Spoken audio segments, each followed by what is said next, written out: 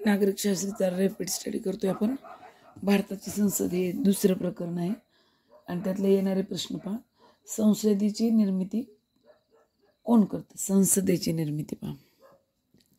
संसदेची निर्मिती कोण करते?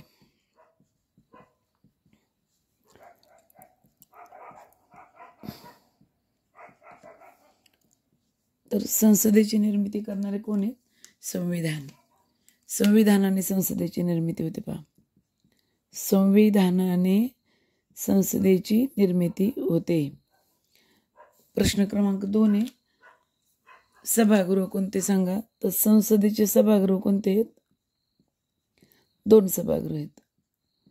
संसदेचे 2 सभागृह आहेत. कोणते तिथे लिहून दाखवते पहा.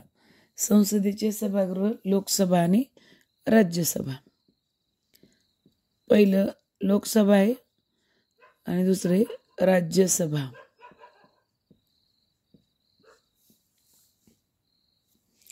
पुढचा प्रश्न येतो, कोणाकोणाचा समावेश होतो संसदेत? म्हणजे संसद म्हटलं तर साधारण कोण कोण येतं तिथं? तर संसदेमध्ये 3 घटक येतात पहा. संसदेचे 3 घटक आहेत. पहिला घटक आहे, आत्ता शिकलो आपण, लोकसभा. दुसरा आहे राज्यसभा आणि आणखी एक महत्त्वाचा, तो आहे राष्ट्रपती. देशाचे राष्ट्रपती, लोकसभेमधले सगळे नियुक्त सभासद आणि राज्यसभा. म्हणजे लोकसभा, राज्यसभा आणि राष्ट्रपती यांची मिळून संसद बनते पहा. तर संसदेच्या सभागृहात जाऊन विचारविनिमयात सहभाग घेता येण्याजोगा एकच व्यक्ती देशात, तो म्हणजे राष्ट्रपती. लोकसभेला भारतीय संसदेचे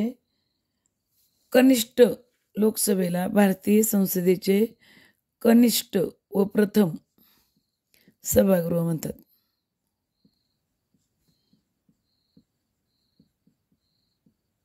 लोकसभेला वाक्य ध्यानात ठेवायचे सगळ्यांनी. काय काय वाक्य सांगते मी. भारतीय संसदेचे हे लोकसभा हे कनिष्ठ आणि प्रथम सभागृह आहे. लोकसभेला पहिलं सभागृह असं म्हणतात पहा. पहिलं, प्रथम म्हणजे पहिलं. संसदेच्या संविधानानुसार लोकसभेची सदस्य संख्या जास्तीत जास्त किती असते? संसदेमध्ये आपण विचार केला तर संविधानानुसार जी लोकसभा आहे संसदेतली, ती लोकसभा जर संविधानानं विचार केला तर हिच्यात जास्तीत जास्त किती सदस्य असतात? लोकसभेमध्ये जास्तीत जास्त सदस्यांची संख्या आहे 552. ध्यानात ठेवा. जास्तीत जास्त किती सदस्य असू शकतात लोकसभेत? 552. प्रतिनिधित्व नसेल तर राष्ट्रपती 2 प्रतिनिधींची निवडणूक करतो पहा. असं समाज कोणता? जर प्रतिनिधी नसेल पहा, प्रतिनिधी निवडून आला नाही तर राष्ट्रपती स्वतः निवडणूक म्हणजे निवडून देतात. बिन इलेक्शनचं, मतदानाचं राष्ट्रपतीला निवडीचा अधिकार आहे. राष्ट्रपती 2 प्रतिनिधीची नेमणूक करतात. हे नेमलेले 2 प्रतिनिधी कोण? कोणत्या समाजासाठी हे सांगितलेले? फक्त कोणत्या समाजाची हे ध्यानात ठेवा. तर जर प्रतिनिधी नसेल तर राष्ट्रपती 2 प्रतिनिधी निवडून देऊ शकतात किंवा तिथं 2 प्रतिनिधींना देतात, प्रतिनिधी म्हणून नेमणूक करतात. असे कोण आहेत? तर नेमणूक करता येईल असे आहेत अँग्लो इंडियन. अँग्लो म्हणतात खरं यांना, अँग्लो इंडियन. या समाजाच्या लोकांना राष्ट्रपती प्रतिनिधी नसेल तर प्रतिनिधी करून देतात, पण नेमणूक करतात.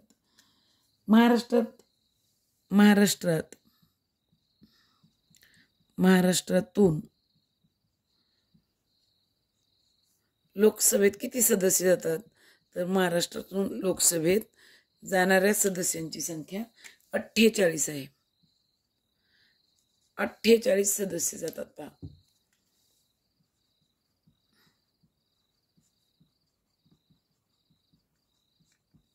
एकदम सोपं आहे मुलांना, ध्यानात ठेवायला सोपं आहे. गडबड करू नका. नागरिक शास्त्राला 5 मार्क आहेत, त्यामुळे तुम्हाला हे जमणार आहे. पहा, भारतीय संसदेचं वरिष्ठ सभागृह म्हणून राज्यसभेचा विचार केला जातो.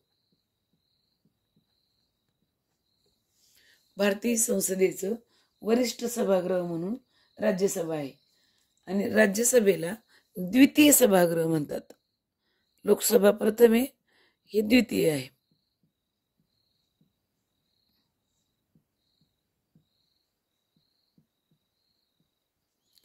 प्रथम आणि कनिष्ठ असणारी लोकसभा आणि वरिष्ठ आणि द्वितीय असणारी राज्यसभा, असे 2 सभागृह आहेत.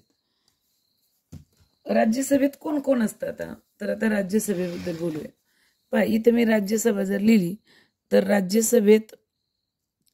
राज्यसभा हे आपलं वरिष्ठ सभागृह आहे. राज्यसभा हे द्वितीय सभागृह आहे. राज्यसभेत प्रतिनिधी कोण कोण असतात ते पाहता. प्रतिनिधित्व कोणाला करता येतं राज्यसभेत? तर नीट लक्ष देऊन ऐका. राज्यसभेमध्ये प्रतिनिधित्व करण्यासाठी 28 घटक राज्य आहेत आपल्याकडं. 28 घटक राज्य आहेत आणि त्याचबरोबर यांच्या जोडीला आहेत केंद्रशासित 9 प्रदेश. 9 केंद्रशासित प्रदेश.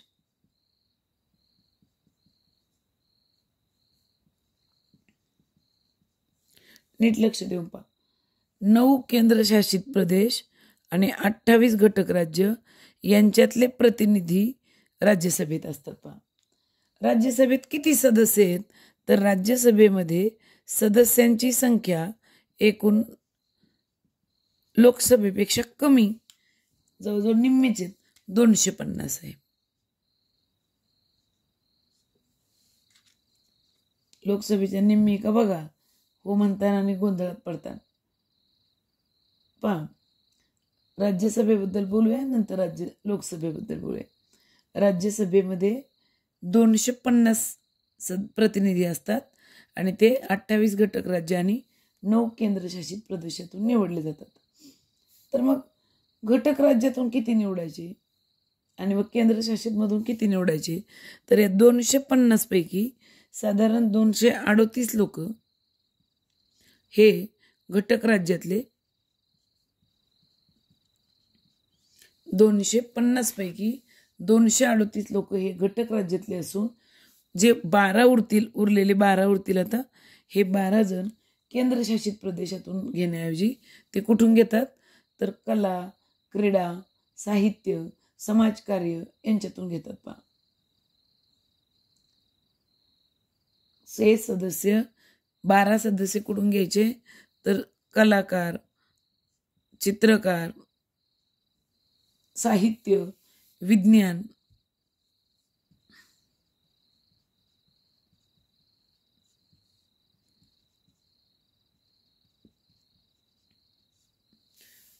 काही कलाकार, काही साहित्यिक, काही विज्ञानातले शास्त्रज्ञ, काही क्रीडा म्हणजे खेळामधले, तर समाजकार्य करणारे काही घेतले जातात.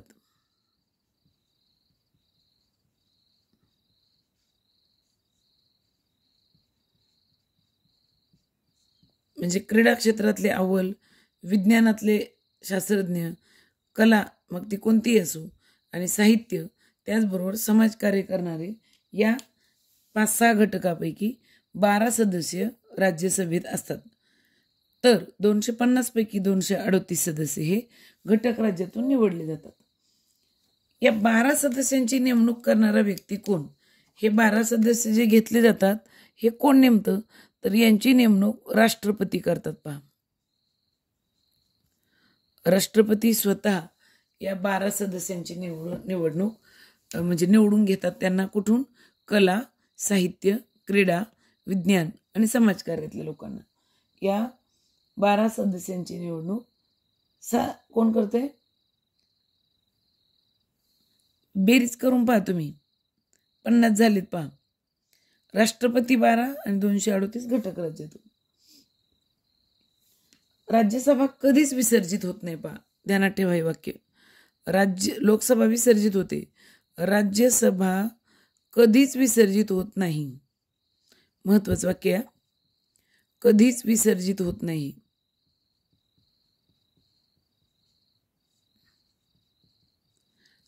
लोकसभेला कार्यकाल असतो, ती विसर्जित होते, पण राज्यसभा मात्र कधीच विसर्जित होत नाही.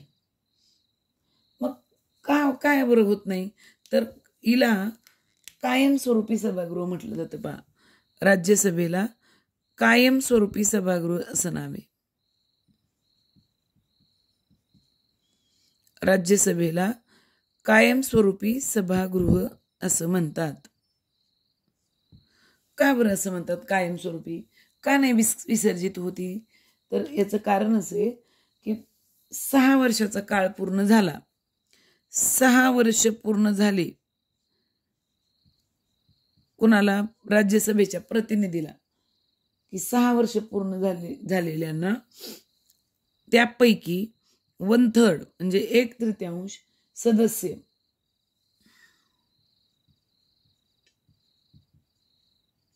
6 वर्ष पूर्ण होऊन गेलेले 1/3 सदस्य दर 2 वर्षांनी निवृत्त होतात.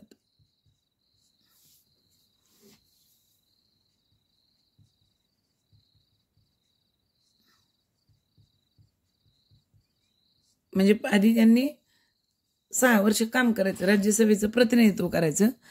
मग ज्यांचे 6 वर्ष पूर्ण झालेत अशापैकी 1/3 सदस्य म्हणजे 3/1 2 ठेवायचे, त्यातला 1 सदस्य दर 2 वर्षांनी निवृत्त करायचे. असं निवृत्त झाले तरी सगळे नाही होत, कारण 3 पैकी 1 निवृत्त होतो, 2 राहतात. असं प्रत्येक रेशोला चाललं तर सभागृहात सदस्य राहतात. पुन्हा निवडून घ्यायचे नवीन. पुन्हा 6 वर्ष पूर्ण झाले, 1/3 सदस्याला दर 2 वर्षांनी निवृत्त करायचं. हा नियम राज्यसभेत चालू असल्यामुळे राज्यसभेला कायमस्वरूपी सभागृह असं म्हणतात. म्हणून राज्यसभा कधीच विसर्जित होत नाही. मग राज्यसभा कसे निवडायचे बरं? राज्यसभेवरचे जे प्रतिनिधी आहेत त्यांना कसं निवडलं जातं नेमकं, याबद्दल पाहूया. राज्यसभेमध्ये जे प्रतिनिधी आहेत त्यांच्याबद्दलची माहिती आपण घेऊया. पाहता आता तुम्हाला कळालं की संविधानाने जे 2 सभागृह दिलेत भारतीय संसदेत ते आहेत लोकसभा आणि राज्यसभा साधारणपणे. तर त्या राज्यसभेला स्थायी किंवा कायमस्वरूपी सभागृह म्हणतात, कारण ती कधीच विसर्जित होत नाही. 250 सदस्यांची ही राज्यसभा, ज्यात 28 घटक राज्य आणि 9 केंद्रशासित प्रदेश यांच्यापैकी 238 लोकांची नियुक्ती ही घटक राज्यातून केली जाते. तर उरलेल्या 12 लोकांना राष्ट्रपती स्वतः प्रतिनिधित्व देतात आणि त्यासाठी आवश्यक क्षेत्र आहेत क्रीडा, कला, साहित्य, विज्ञान आणि समाजकार्य. 1/3 सदस्यांना दर 2 वर्षांनी निवृत्त करीत असल्यामुळं राज्यसभा कधीच बरखास्त होत नाही. मग राज्यसभेच्या निवडणुकीचे निकष सांगा असा प्रश्न येतो. पहा,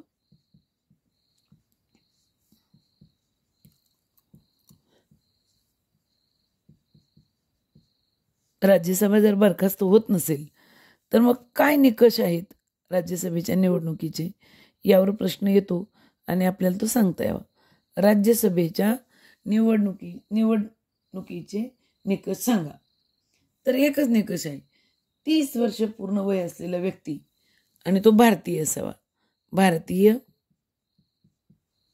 आणि वयोमर्यादा आहे 30 वर्ष पूर्ण असावीत. हे 2च निकष लावलेत. पहा, कोणत्याही भारतीयाला ज्याचं वय 30 वर्षाच्या पुढे राज्यसभेचा सदस्य होण्याचा अधिकार आहे.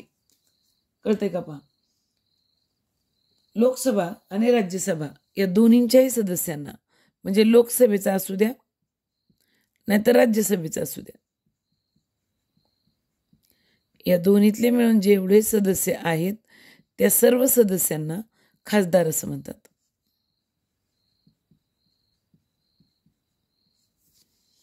राज्यसभा आणि लोकसभा या दोन्हीच्या सदस्यांना खासदार म्हणून ओळखलं जातं. पहा, एकदम सोपे प्रश्न आहेत, कुणालाही जमतील असे, सहज सहज आहेत. जमतील का पहा. तुम्हाला संसदेचे कार्य सांगा असा प्रश्न येतो. संसदेचे कार्य सांगा.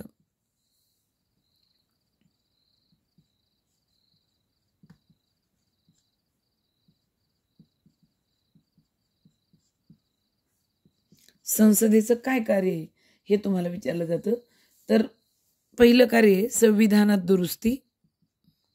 संविधानात दुरुस्ती केली जाते संसदेतर्फे. दुसरं कार्य आहे, महत्त्वाचं कार्य दुसरं आहे, कायद्यांची निर्मिती केली जाते. कायद्यांची निर्मिती हे दुसरं कार्य आहे. आणि तिसरं आहे मंत्रिमंडळ निर्णय. मंत्रिमंडळ निर्णय घेणं. संसदेची कार्य पहा, मंत्रिमंडळाचा निर्णय घेणे, कायद्यांची निर्मिती करणे आणि संविधानात दुरुस्ती करणे, असे 3 संसदेची कार्य आहेत.